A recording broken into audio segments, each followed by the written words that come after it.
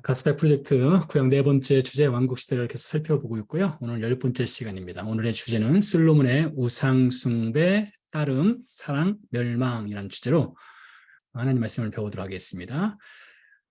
보니까 가스펠 프로젝트 구역 네 번째는 앞으로 3번이 더 남았네요. 자, 성경 본문은요. 열왕기상 11장 1절부터 13절까지가 되겠는데요. 솔로몬의 마지막 장면이 되겠습니다. 세션 포인트는 2개가 되겠습니다. 솔로몬의 우상 숭배, 원인을 알아보고요. 그 결과를 또 이어서 알아보도록 하겠습니다. 신학적 주제, 성경은 우상 숭배를 하나님이란 남편을 떠나 다른 남자와 간음의 죄를 범하는 것이라고 말합니다. 성경에서 우상 숭배를 하는 장면들을 살펴보면 이 신학적 주제에서 말하는 것처럼 남편이신 하나님을 떠나서 다른 남자와 간음하는 죄, 우상 숭배를 아주 심각하게 다루고 있는 것을 성경 곳곳에서 찾아볼 수 있겠는데요. 오늘 솔로몬에서 그 장면을 보도록 하겠습니다. 그리스도와 연결점, 우상 숭배를 따르고 사랑하는 길의 마지막은 멸망입니다. 그리스도를 따르고 사랑하는 길의 마지막은 산 소망입니다.로 두 가지를 비교해 보도록 하겠습니다. 자, 먼저 우리 이스라엘 열왕기사를 좀 간단하게 살펴보도록 하겠는데요. 이스라엘 왕조사를 살펴보면 첫 번째 왕은 사울이죠. 두 번째 다윗이고 솔로몬은 세 번째 왕이 되겠습니다. 공교롭게도 다 40년씩 섬겼습니다. 다윗도 40년, 솔로몬도 40년 동안 조합 120년 동안 이스라엘 왕국이 통일왕국을 유지하다가 솔로몬 시대를 끝으로 해서 나라가 분열되게 되죠. 북이스라엘은 여로보암이 다스리게 되고요. 남유다는 르호보암이 다스리게 됩니다. 북이스라엘은 10개의 지파를 차지하고요. 남유다는 유다 지파인데요. 유다 지파 플러스 베냐민 지파가 있습니다. 베냐민 지파가 다 남유다에 속하지는 않았으나 베냐민 지파의 일부가 남유다에 속해 있었습니다. 그래서 하나 혹은 뭐 하나 반, 뭐 2개 이렇게 볼 수도 있겠습니다. 자, 북이스라엘은 여로보암을 시작으로 해서 호세아 왕까지 있는데요. 19명의 왕이 있었습니다. 한결같이 여로보암의 죄를 따라서 악한 왕이었다고 소개를 하고 있고요. 남유다는 20명의 왕이 있었습니다. 학자들에 따라서는 혹은 성경을 어떻게 또 성경을 보는 관점에 따라서는 20명 혹은 21명으로도 볼 수 있습니다. 약간 애매모호하긴 한데요. 아무튼 마지막 왕은 시드기야 왕이 되겠습니다. 주전 586년에 바벨론에 의해서 멸망을 당하죠. 북이스라엘은 아수르에 의해서 멸망을 당하고 남유다는 바벨론에 의해서 멸망을 당하죠. 자, 이 멸망의 단초를 제공한 왕이 바로 솔로몬이 되겠습니다. 솔로몬 때에 우상 숭배의 죄를 범함으로 인해서 나라가 분열되게 되고 그것이 결국엔 나라의 멸망으로 이어지게 되는데요. 이 열왕기 상하를 우리가 계속해서 살펴보고 있는데 열왕기 상하의 주 독자가 누구인가? 이것도 중요한 포인트가 되겠습니다. 이 열왕기서를 쓰게 된 시기는 아마 바벨론으로 포로로 잡혀간 시기가 되지 않을까 싶습니다. 그러니까 바벨론 포로기에 있던 사람들을 대상으로 성경의 기록자가 열왕기 상하를 썼다는 것이죠. 그 쓴 목적은 무엇일까요? 과거의 역사를 이 히스토리 역사를 보고 교훈을 삼아서 너희는 그러한 과거의 죄를 범하지 말라라는 하나님의 준엄한 경고의 메시지를 바벨론 시대에 있는 백성들에게 이스라엘 백성들에게 전하기 위함이었을 것입니다.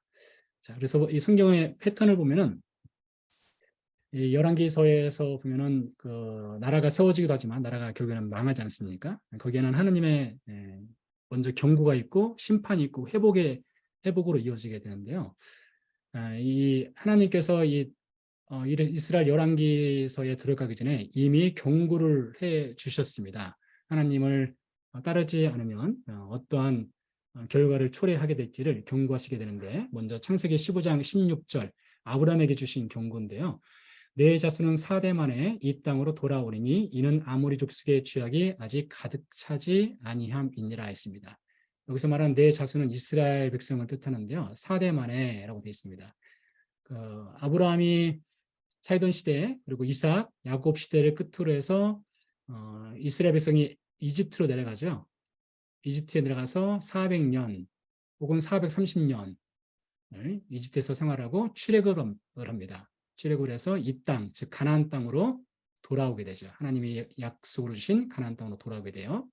그 사이에 가나안 땅에는 누가 살고 있었느냐? 아모리 족속이 살고 있었습니다. 가나안 족속 혹은 아모리 족속이 살고 있었는데요. 이 아모리 족속이 가나안 땅에 살던 아모리 족속이 망하게 된 이유를 하나님이 창세기 15장 16절에서 가르쳐주고 있습니다. 죄악 때문이라고 했습니다. 아모리 족속의 죄악으로 인해서 이 가나안 땅에 살고 있는 이 백성이 멸망당할 것이다 라고 말하고 있어요. 근데 이 아모리 족속의 죄악으로 인해서 이들이 멸망할 것이라는 이 메시지 안에는 이스라엘 백성을 향한 경고가 같이 담겨 있는 것입니다. 이스라엘 백성들 역시 아모리 족속처럼 죄악을 저지르게 되면 이들도 멸망할 수 있다는 메시지가 창세기 15장 16절에 이미 담겨져 있는 것입니다. 하나님께서는 이 죄를 다루실 때에 아모리 족속이나 이스라엘 족속이나 똑같이 다루셔요. 공평하신 하나님께서는 죄를 다룰 때 이스라엘 백성은 하나님의 선민이라고 해서 죄를 가볍게 다루지 않습니다. 아모리 족속은 이방 백성이라고 해서 그들은 죄를 무겁게 다루지 않습니다. 똑같이 공평하게 죄를 다루시는데 아모리 족속은 죄를 지어서 가나안 땅에서 쫓겨났죠. 이스라엘 백성도 마찬가지로 죄를 지면 가나안 땅에서 쫓겨난다는 그런 경고의 메시지를 창세기 15장에서 주고 있고요. 신명기 9장 말씀에 보면 또 이런 말씀이 있습니다. 내 하나님 여호와께서 그들을, 여기서 말하는 그들은 아모리 족속을 뜻합니다. 가나안 족속이죠. 내 앞에서 쫓아내신 후에 네가, 즉 이스라엘 백성이 심중에 이르기를 내 공의로움으로 말미암아 여호와께서 나를 이 땅으로 인도하여 들여서 그것을 차지하게 하셨다 하지 말라. 이 민족들의 악함으로 말미암아 여호와께서 그들을 내 앞에서 쫓아내심이라 했습니다. 그러니까 아모리 족속, 즉 가나안 족속이 악하기 때문에 하나님께서 가나안 땅에서 그들을 내쫓았다는 거예요. 창세기 15장 16절에서 주고 있는 이 이중적인 경고가 이 안에 또 담겨 있습니다. 가나안 족속의 악함으로 인해서 그들을 내쫓았던 것처럼 이스라엘 백성 너희도 또 죄를 지면 땅에서 쫓겨날 수 있다라는 경고의 메시지가 신명기 9장에도 담겨져 있는 거예요. 경고의 메시지, 이중 메시지입니다. 이것은 우리에게도 동일하게 적용되는 것입니다. 하나님께서는 경고하시는 분이세요. 경고하시는 분이시고 심판하시는 분이십니다. 근데 하나님의 심판은 항상 심판으로 끝나는 것이 아니라 했죠. 회복으로 이어집니다. 또 심판은 이 손으로 비교할 수 있어요. 심판과 회복은요. 손등과 손바닥은 뗄래야 뗄 수 없는 관계지 않습니까? 예를 들어 심판이 손바닥이라면 회복은 손등입니다. 반대로 심판이 손등이라면 회복은 손바닥이 되는 것입니다. 하나님은 심판하시지만 회복시켜 주시는 분이세요. 그래서 이 바벨론 포르기에 있는 백성들에게 이 열왕기서라는 책을 통해서 과거에 너희 선조가 죄를 지어서 이렇게 쫓겨났다. 쫓겨났다는 것은 하나님의 심판이죠. 그러나 거기서 끝나지 않는다. 포로 생활을 마치고 이스라엘 백성들이 다시 고향으로 돌아오지 않습니까? 항상 회복으로 연결되는 거예요. 자, 그래서 여기서 이 말씀이 우리에게 주는 메시지가 있습니다. 이 열왕기서가요. 먼저는 하나님께서는 우리가 죄를 지었을 때 징계하시는 분이라는 것을 우리가 알아야 됩니다. 히브리서 12장 8절에서 10절 말씀에 이런 말씀이 있습니다. 징계는 다 받는 것이거늘 너희에게 없으면 사생자요 친아들이 아니니라 했어요. 그러니까 우리가 죄를 지었을 때에 하나님은 여러 가지 방법을 통해서 우리를 징계하시는 거예요. 근데 우리가 죄를 지음에도 불구하고 하나님의 징계가 없다면 우리는 사생자요 하나님의 친아들이 아니라는 거예요. 하나님과 관계가 없다는 것이죠. 또 우리 육신의 아버지가 우리를 징계하여도 공경하였거늘 하물며 모든 영의 아버지께 더욱 복종하여 살려 하지 않겠느냐라고 했습니다. 그들은 잠시 자기의 뜻대로 우리를 징계하였거니와 오직 하나님은 우리의 유익을 위하여 그의 거룩하심에 참여하게 하시느니라 했어요. 자, 하나님께서 우리를 징계하시는 목적을 말하고 있습니다. 하나님이 우리를 징계하시는 목적이 무엇이냐? 우리의 유익함을 위해서 그랬어요. 그 유익함은 무엇이에요? 그의 거룩하심을 참여하기 위해서. 하나님께서 경고하시고 심판하시는 목적은 무엇이냐? 결국에는 우리를 하나님의 거룩한 백성으로 만들어 가시기 위해서 경고하시고 징계하시고 심판하시고 회복으로 이어가신다는 거예요. 그래서 하나님께서는 심판하시지만 회복하신다. 그리고 하나님은 징계하시지만 우리를 징계를 통해서 거룩하게 하시는 분이다. 이것을 기억할 필요성이 있는 것입니다. 자, 그래서 하나님께서 이스라엘 백성들을 실제로 회복시키는 것을 보면 시편 126편에서 이렇게 이야기를 합니다. 여호와께서 시온의 포로를 돌려보내실 때, 즉 바벨론 포로의 생활을 마치고 이스라엘 백성들이 다시 고향으로 돌아올 때에 우리는 꿈꾸는 것 같았도다. 그럴 수밖에 없어요. 70년 동안 포로 생활을 하던 이 제국의 지배를 받던 백성들이 하나님의 기적이 아니라면 그들이 어떻게 다시 고향으로 돌아올 수 있겠습니까? 그래서 이들이 고백하는 것이죠. 꿈꾸는 것 같았도다. 그때 우리 입에는 웃음이 가득하고 우리 혀에는 찬양이 찼었도다. 그때에 문나라 가운데서 말하기를 여호와께서 그들을 위하여 큰 일을 행하셨다 하였도다 했습니다. 하나님이 큰 일을 행하셨대요. 그들을 위해서요. 자연스럽게 돌아온 것이 아닙니다. 하나님께서 심판하시지만 회복하시는 거예요. 자, 꼭 기억하십시오. 하나님은 우리가 죄를 지면 징계하십니다. 징계의 목적은 심판으로 끝나는 것이 아닙니다. 회복시키기 위한 것이고요. 우리를 거룩하게 하시기 위한 것이라는 것을 기억할 필요성이 있겠습니다. 자, 이제 솔로몬 이야기로 이제 들어가 보도록 하겠습니다. 11장 1절부터 13절 말씀인데요. 읽어보도록 하겠습니다. 솔로몬 왕이 바로의 딸 외에 이방의 많은 여인을 사랑하였으니 곧 모압과 암몬과 에돔과 시돈과 헷 여인이라. 여호와께서 일찍이 이 여러 백성에게 대하여 이스라엘 자손에게 말씀하시기를 너희는 그들과 서로 통혼하지 말며 그들도 너희와 서로 통혼하게 하지 말라. 그들이 반드시 너희의 마음을 돌려 그들의 신들을 따르게 하리라 하셨으나 솔로몬이 그들을 사랑하였더라. 왕은 후궁이 700명이요 첩이 300명이라 그 여인들이 왕의 마음을 돌아서게 하였더라. 솔로몬이 나이가 많을 때에 그의 여인들이 그의 마음을 돌려 다른 신들을 따르게 하였으므로 왕의 마음이 그의 아버지 다윗의 마음과 같이 아니하여 그의 하나님 여호와 앞에 온전하지 못하였으니 이는 시돈 사람의 여신 아스다롯을 따르고 암몬 사람의 가증한 밀곰을 따름이라. 솔로몬이 여호와의 눈앞에서 악을 행하여, 이게 참 중요한 포인트인데요. 성경에서는 사람이 죄를 지을 때에 항상 하나님의 눈앞에서 죄를 짓는다고 이렇게 표현을 합니다. 그러니까 저와 여러분이 어떤 죄를 짓든지 그 죄는 숨겨질 수 없는 거예요. 항상 여호와의 눈앞에 있는 것입니다.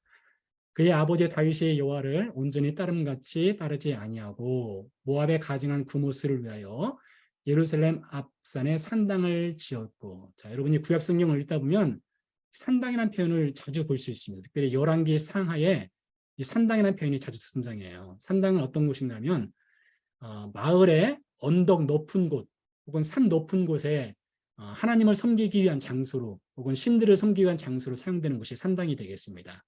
고대 시대 사람들은 산이라고 하는 것은 이 마운틴, 이 산이라고 하는 것은 하나님을 가까이 할 수 있는 곳으로 여겼거든요. 그래서 이 컬틱 사이트로 산 정상 혹은 마을의 언덕 높은 곳을 선택을 하였어요. 그래서 예루살렘 앞산에 산당을 지었다라고 되어 있고요. 또 암몬 자손의 가증한 몰록을 위하여 그와 같이 하였으며 그가 또 그의 이방 여인들을 위하여 다 그와 같이 한지라 그들이 자기의 신들에게 분향하며 제사하였더라. 그러니까 예루살렘에서 이방 신들을 이렇게 섬긴 거예요. 언제 뭐 기회가 돼서 우리가 예루살렘에 가서 보게 되면 예루살렘 성전이 있던 산, 이 템플 마운트라고 하죠. 이 템플 마운트라고 하는 것 바로 건너편에 그리 높지 않은 산이 있는데 산 중에 멸망산이라고 말하는 것이 있습니다. 멸망산. 예루살렘 바로 앞산에 있어요. 멸망산이라고 불리는 곳이 있는데 그곳에 솔로몬이 이방 신들을 섬기기 위한 신전들을 세웠다고 하는 그런 산이 있어요. 자, 더 읽어보도록 하겠습니다. 솔로몬이 마음을 돌려 이스라엘 하나님 여호와를 떠남으로 여호와께서 그에게 진노하시니라. 여호와께서 일찍이 2번이나 그에게 나타나시고 경고했다는 것이죠. 이 일에 대하여 명령하사 다른 신을 따르지 말라 하셨으나 그가 여호와의 명령을 지키지 않았으므로 여호와께서 솔로몬에게 말씀하시되 내게 이러한 일이 있었고 또 내가 네 언약과 내가 내게 명령한 법들을 지키지 아니하였으니 내가 반드시 이 나라를 내게서 빼앗아 내 신하에게 주리라. 이러면서 나라가 분열되게 되는 것이죠. 그러나 내 아버지 다윗을 위하여 내 세대는 이 일을 행하지 아니하고 내 아들의 손에서 빼앗으려니와 오직 내가 이 나라를 다 빼앗지 아니하고 내 종 다윗과 내가 택한 예루살렘을 위하여 한 지파를 내 아들에게 주리라 하셨더라 했습니다. 자, 하나님께서 이제 경고와 심판의 메시지를 전하고 있는데요. 솔로몬의 우상 숭배 첫 번째 원인을 먼저 살펴보도록 하겠습니다. 먼저 하나님의 말씀을 무시하는 것을 볼 수 있어요. 솔로몬이요. 하나님의 말씀을 가볍게 여겼습니다. 하나님이 경고하셨죠. 이미 우리가 살펴본 대로 창세기 15장과 신명기 9장에서도 하나님 경고를 해주셨는데요. 여호수아서 23장에서 또 다른 경고의 장면을 보도록 하겠습니다. 여호수아가 죽기 전에 이제 마지막 연설을 하는 장면이죠. 만일 너희가 너희 하나님 여호와께서 너에게 명령하신 언약을 범하고 가서 다른 신들을 섬겨 그들에게 절하면 여호와의 진노가 너희에게 미치리니 너희에게 주신 아름다운 땅에서 너희가 속히 멸망하리라 하니라. 자, 말씀드린 대로 아모리 족속, 이 가나안 족속도 죄를 지어서 땅에서 쫓겨났습니다. 이스라엘 백성도 마찬가지예요. 죄를 지으면 다른 신들을 섬기면 너에게 주신 아름다운 땅에서 너희가 속히 멸망하리라 라고 했어요. 이런 경고가 이미 있었던 것이죠. 근데 솔로몬이 이 경고를 무시한 것입니다. 또 다른 것을 볼까요? 사사기에도 같은 경고가 등장합니다. 너희는 이 땅의 주민과 언약을 맺지 말며 그들의 제단들을 헐라하였거늘 너희가 내 목소리를 듣지 아니하였으니 즉 순종하지 않았으니 어찌하여 그래야 했느냐. 그러므로 내가 또 말하기를 내가 그들을 너희 앞에서 쫓아내지 아니하리니 그들이 너희 옆구리에 가시가 될 것이며 그들의 신들이 너희에게 올무가 되리라 하였노라. 이렇게 경고하였으나 듣지 않아서 결국에는 이스라엘 백성들이 멸망의 길을 가게 될 것이다 라고 사사기에서도 말하고 있는데요. 자, 오늘 말씀 본문은 2절과 3절에 보면 이렇게 되어 있습니다. 여호와께서 일찍이 이 여러 백성에게 대하여 이스라엘 자손에게 말씀하시기를 너희는 그들과 서로 통혼하지 말며 결혼하지 말라는 것입니다. 그들도 너희와 서로 통혼하게 하지 말라. 그들이 반드시 너희의 마음을 돌려 그들의 신들을 따르게 하리라 했습니다. 경고의 메시지가 있다는 것이죠. 근데 일찍이 말했다고 했어요. 언제 말한 것입니까? 여호수아에서도 말하고 사사기에서도 말하고 창세기에서도 말하고 신명기에서도 말하고 반복적으로 하나님께서 말씀을 해 주셨던 거예요. 근데 그 하나님의 말씀을 무시했던 것이죠. 자, 왜 그런가 하면 그들이 반드시 너희의 마음을 돌려 그들의 신들을 따르게 하리라 이렇게 경고했음에도 불구하고 솔로몬이 하나님의 말씀을 무시했습니다. 가볍게 여겼습니다. 그것이 솔로몬의 우상 숭배의 첫 번째 원인이라고 볼 수가 있겠습니다. 두 번째 원인이 있습니다. 두 번째 원인은 하나님보다 솔로몬이 결혼한 혹은 첩으로 둔 여인들의 말이 더 크게 마음과 생각을 차지하였습니다. 솔로몬의 마음을 차지하고 있었다는 것이죠. 자, 내용을 보면 이렇습니다. 왕은 후궁이 700명이요 첩이 300명이라.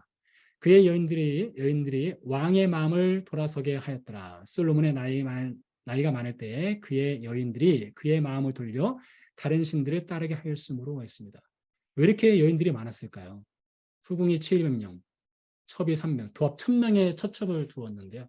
솔로몬이 국제결혼을 많이 했습니다. 당시 국제결혼을 하는 이유는 정치적 안정을 꾀하기 위해서 국제결혼을 하는 경우가 있었거든요. 근데 솔로몬의 시대 당시에 이스라엘의 국력, 이 국제 경쟁력이라든가 국력이 그 메소포타미아와 이집트 지역에서 가장 뛰어났습니다. 가장 뛰어난 나라였거든요. 그럼에도 불구하고 솔로몬이 무슨 이유인지 그가 정치적 안정을 꾀하기 위해서 국제결혼을 많이 했어요. 근데 결국에는 그 국제결혼을 많이 한 것이 그 여인들이 그의 마음을 돌아서게 하는 원인이 되었던 것이죠.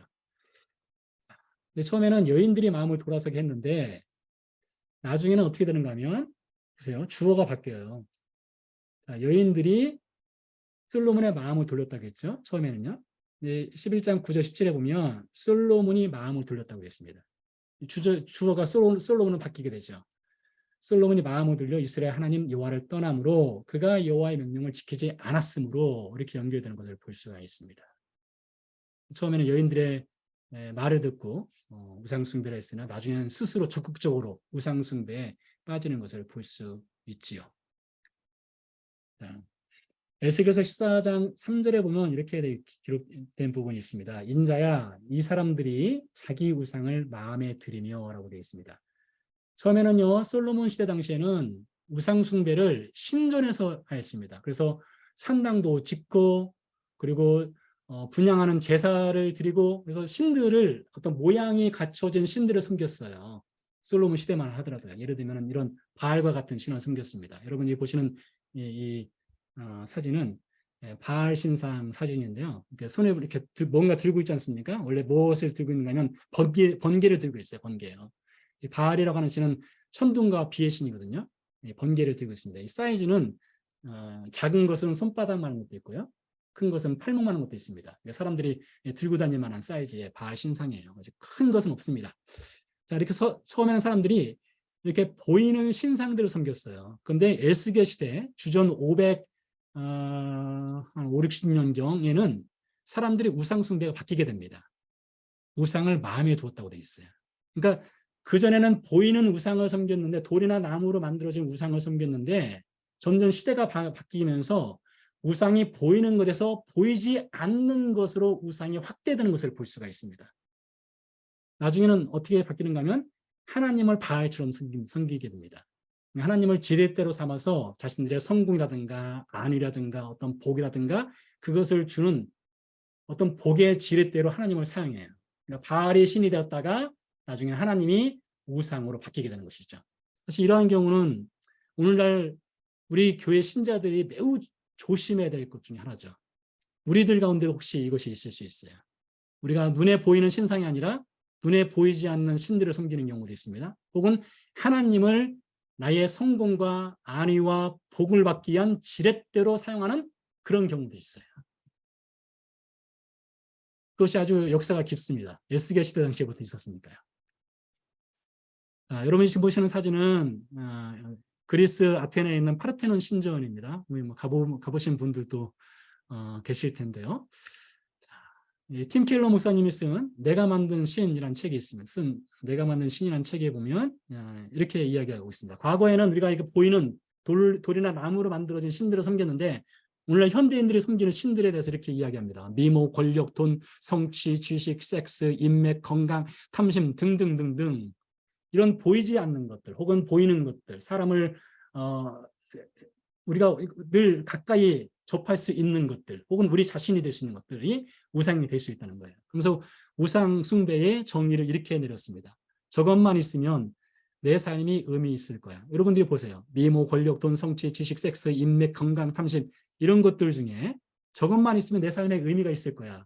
이것이 오늘날 우상 숭배란 것이죠. 나도 가치 있는 사람이 될 거야. 내가 중요해지고 안정감이 들 거야. 라는 것이죠.